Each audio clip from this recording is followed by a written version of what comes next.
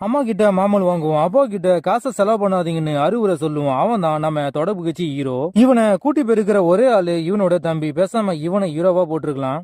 இவனையே 4 பேரை காப்பாத்தணும், இவன் ஒரு பையனை காப்பாத்துறான்பா. ஒரு பக்கம் சிஏ டிபார்ட்மெண்ட் இவன மாதிரி திறமையா இருக்கிற ஆளுங்களை செலக்ட் பண்ணி ஸ்பை ட்ரைனிங்க கொடுக்குறாங்க. இன்னொரு பக்கம் எலிகளை பச்சையா திங்கிற ஒரு டோமர் வில்லன் ஒரு சயின்டிஸ்ட மடக்கி வச்சுக்கிட்டு நேனோ பாட்ஸை ரெடி பண்ணி இவன் இந்த உலகத்தையே அழிக்க பாக்குறான். அந்த சயின்டிஸ்டுக்கு ஒரு அழகான பொண்ணு இருக்கு. அந்த பொண்ணை மடக்க சிஏ டிபார்ட்மெண்ட் நம்ம ஹீரோவை களத்துல இறக்குறாங்க. அவ படிக்கிற ஸ்கூல்லயே இவனுக்கு ஒரு அட்மிஷனை வாங்குறாங்க. அந்த பொண்ணு இவனுக்கு உசார் பண்ண ஒட்டுமொத்த டிபார்ட்மெண்ட் இவனுக்கு மாமா வேலை பாக்குறாங்க. ஆனா வேலைக்கே ஆகல. அந்த பொண்ணை உசார் பண்ணவும் இவனுக்கு எடுபடி வேலை செய்யவும் டிபார்ட்மெண்ட் ஒரு டைலர் அக்காவை இறக்குறாங்க.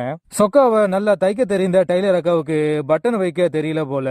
டைலர் அக்காவும் பக்காவா பிளான போட்டு அந்த பொண்ணை இவனுக்கு உசார் பண்ண பாக்குறான். ஆனா அந்த பொண்ணு இவளுக்கு உசாராயிட்டா. இதுக்கு நடுவுல இவன் பேஷண்டா இருந்தா இவன் நர்ஸா வர்றா. என் மனசா காணும்னு அங்க கம்ப்ளைண்டும் பண்றா.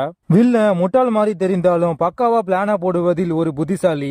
ஆனா சிஐ ஆளுங்க பாக்க புத்திசாலி ஆனா கோமாளி. இதுக்கப்புறம் இவங்க ஒரு நாடகம் ஆடி வில்லனுடைய சதி திட்டத்தை முறியடித்தார்களா இல்லையான்னு படத்தை முடிக்கிறாங்க. ஒரு தரமான படம். ஏஜென்ட் கோடி பேங்க்ஸ், டைலர் அக்காவோ நர்ஸ் அக்காவோ இவங்க 2 பேருக்கும் தேவை ஒரு ஊசி தான். 1999 ரிலீஸ் ஆன குளோரியா 3 வருடங்கள் சிறைவாசம் அனுபவித்து விட்டு சிறையில் இருந்து ரிலீஸ் ஆகிறா குளோரியா. இவள கைது பண்ணும்போது அழுக்கா இருந்தா, ஜெயில சரியான சோறு தண்ணி இல்ல, அதனால இவ சில்க் ஆயிட்டா. ஆனா இவ சட்டை அழுக்காவே இருக்கு. ஏமா 3 வருஷமா துவைக்காத துணியேமா நீ போட்டுக்கிட்டு இருக்க? ஒரு பக்கம் இவளோட பாய் ஃப்ரெண்டு ஒரு ரவுடி.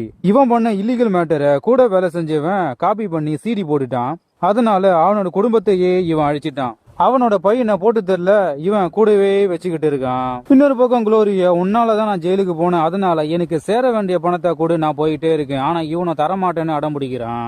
இதுக்கு நடுவுல இந்த சின்ன பையனை இவன் போட்டு தள்ள போறான்னு குளோரியாவுக்கு தெரிஞ்சு போச்சு. உடனே குளோரியாவும் துண்டக்கான துணியக்கானு அவங்கள ஓட விட்டுட்டு இவளும் அந்த பையனை தப்பிச்சிட்டாங்க. போக போக போக அந்த பையனோட டார்ச்சர் குளோரியாவால தாங்க முடியல. ஒரு கடத்துல இவனை விடவும் முடியல. இவகிட்ட காசும் இல்ல, போக இடமும் இல்ல. உடனே இவளோட அக்கா வீட்டுக்கு போற. ஆனா அவ வந்தவள வான்னு கூட சொல்லாம, நீ ஜெயிலுக்கு போன வரைக்கும் நான் நிம்மதியா இருந்தேன். இந்த பையன் யாரு? ஜெயிலியே உனக்கு குழந்தைலாம் தராங்களா?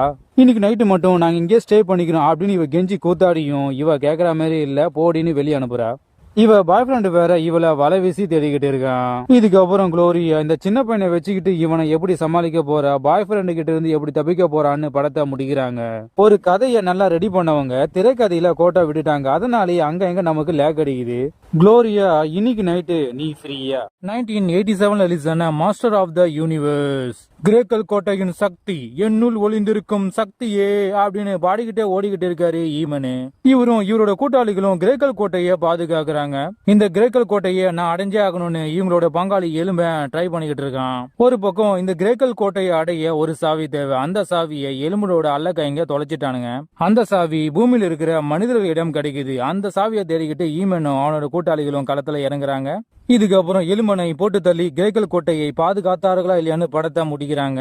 மாஸ்டர் ஆஃப் த யூனிவர்ஸ் ஈமனோட கைப்பட்டா போன கூட புலியாகும். காவலாளியான நம்ம ஹீரோ உயிரை கொடுத்து குற்றவாளியை பிடிச்சி அவனை ஜெயில அடிச்சு அவனுக்கு தண்டனை கொடுக்க நீதிமன்றத்துல கொண்டு போய் ஒப்படைச்சா. ஒரு பக்கம் அட்வொகேட் எனது கட்சிக்காரர் குற்றவாளியே இல்லை என்று எவிடன்ஸோட நிரூபிக்கிறாரு. இன்னொரு பக்கம் அதை கேட்டு நீதிபதி அவனை விடுதலையும் பண்றாரு. என்னங்கடா உங்க சட்டன்னு கடுப்பான நம்ம ஹீரோ படிக்கிறாரு. அட்வொகேட்டா நீதிமன்றத்துல ஜாயின் பண்றாரு. 1000 குற்றவாளிகள் தப்பிக்கலாம், ஆனால் ஒரு நிரபராதி கூட தண்டிக்கப்படக்கூடாதுன்னு சட்டம் சொல்லுது. அதே மாதிரி ஒரு பையன் மாட்டிக்கிட்டான். அவனுக்காக நம்ம ஹீரோ களத்துல இறங்குறாரு. ஆனா நம்ம ஹீரோக்கு பிரச்சனை மேல பிரச்சனை வந்துகிட்டே இருக்கு. இதுக்கப்புறம் நம்ம ஹீரோ அந்த பையன் குற்றமற்றவன் என்று நிரூபித்து சட்டத்தை நிலை நாட்டினாரா இல்லையான்னு படத்தை முடிக்கிறாங்க. வாய பிளந்து பாக்குற மாதிரி ஒரு சில இடங்களை ஆக்ஷன் சீக்வன்ஸை வச்சிருக்காங்க. சில இடங்களை ட்விஸ்டையும் வச்சு திரைக்கதையில மாஸ் பண்ணிருக்காங்க. தி ப்ராசிக்யூட்டர் ஈவன் வேற மாதிரி.